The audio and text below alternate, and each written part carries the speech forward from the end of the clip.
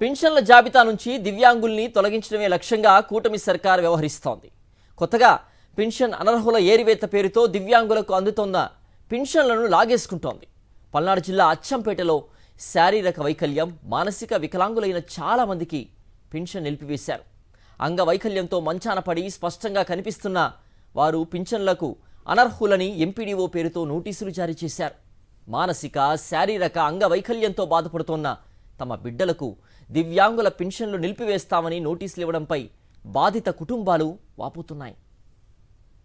గతంలో 90 సర్టిఫికేట్ ఇచ్చారు, చదరపు సర్టిఫికేట్. ఇప్పుడు కొత్తగా వచ్చిన రీవెరిఫికేషన్ అని దానిలో గుంటూరు వెళ్ళి వెరిఫికేషన్ చేయించుకున్నాం. వాళ్ళు ఓకే అని ఇంటికి పంపించారు.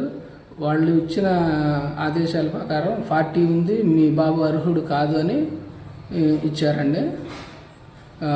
గతంలో పింఛన్ తీసుకుంటున్నాం 3,000, ఇప్పుడు 6,000 చేశారు. 6,000 కూడా ఇప్పుడు తీసేయడం జరిగింది. అబ్బాయి 3వ సంవత్సరం నుండి మానసిక వైకల్యంతో బాధపడుతున్నాడు. ఎన్నో హాస్పిటల్కి తిప్పాము. ఆటిజం, హైపర్ యాక్టివ్ అన్నారు. బాబుకి పెన్షన్ వస్తుంది. అయితే వెరిఫికేషన్ పేరుతో కళ్ళ ముందే కనిపిస్తున్నా కూడా వైకల్యము, మీ అబ్బాయి అర్హుడు కాదని చెప్పి పెన్షన్ ఆపివేశారు. ఇది ఎంతవరకు సమంజసం?